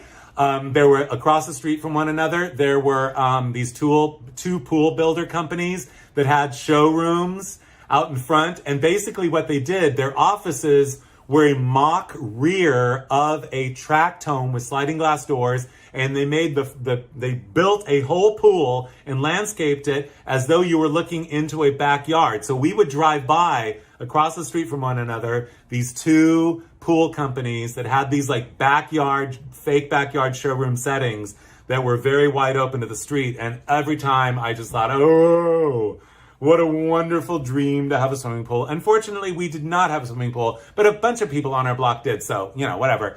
We used to go swimming. And they have bomb shelters too. We're not going to talk about bombs right now. We're going to talk about the wonderful shape of swimming pools. Here they are right now. I love this is Encino or somewhere in the San Fernando Valley on Ventura Boulevard, mid-1950s. And this was a pool building company. And you went there to select the shape of your pool, you guys.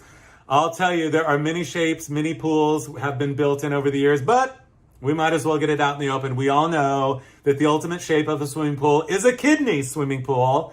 And anyway, the biggest pool, I know, kidney-shaped swimming pool. Yeah, amoeba shape. Oh, I know. Anyway, when you went to buy a pool, perhaps they would give you a souvenir. Anthony Pool Builders, they were the biggest pool builders in the mid-century era based in Southgate, California. And one of the ultimate collectibles in the ceramic world, in my opinion at least, is this Anthony Pool's ashtray. Isn't that amazing, you guys? I know. I love it. I've been looking for one. I want to find one. If you have one, let me know.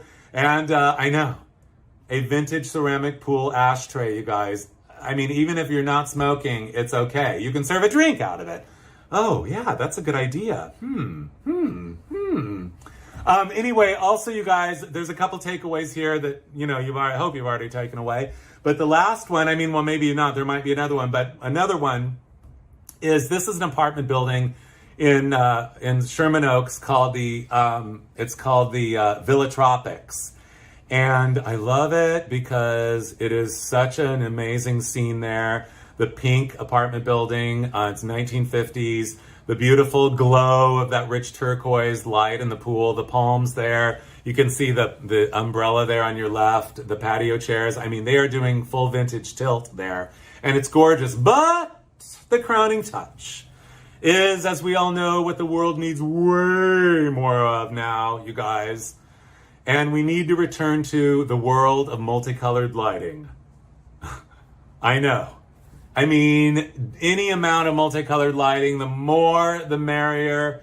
It is absolutely intoxicating, for lack of a better way to put it. So finally, we've seen it all. We've seen the fiberglass wall trimming. We've seen the bamboo wall covering. We've seen the fishnet. We've seen the tiki gods. We've seen the blow-up animals. We've seen the bathing caps. We've seen the floaties. We've seen the swings. We've seen the umbrellas with a fringe. It's all here. We've seen the patio furniture. We've seen the people in the pool. But don't forget the beach balls, you guys.